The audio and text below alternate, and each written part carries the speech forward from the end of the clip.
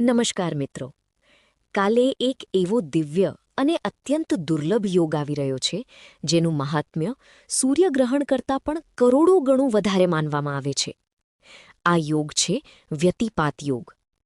આ યોગની શરૂઆત થશે 27 મે સવારે 3:11 અને પૂર્ણ થશે 28 મે સવારે 3:32. શાસ્ત્રોમાં કહેવાયું છે કે આ દિવસે કરેલું દાન, જાપ, તપ, પૂજા અને પિતૃકાર્ય 1000 અમાવસ્યા જેટલું પુણ્ય આપે છે. વ્યતિપાત યોગના અલગ અલગ સમયગાળામાં પુણ્યનું ફળ અનેક ગણું વધી જાય છે. સવારે 3:11 થી બપોરે 12:04 સુધી 1,00,000 ગણું ફળ. બપોરે 12:04 થી રાત્રિ 8:33 સુધી 1 કરોડ ગણું ફળ. રાત્રે 8:33 થી મધ્યરાત્રિ બપોરે 12:35 સુધી 100 કરોડ ગણું ફળ.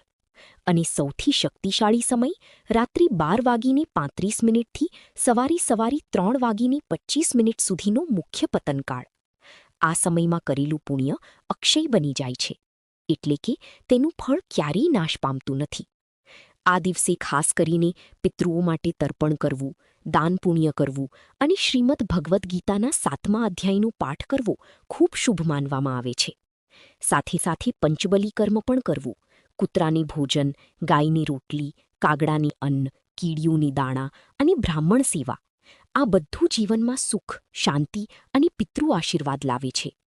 તો મિત્રો, કાલનો આ દિવ્ય દિવસ ચૂકી ન જતા તમારું પુણ્યનું બેંક બેલેન્સ આજે જ વધારી લો. જય શ્રી કૃષ્ણ.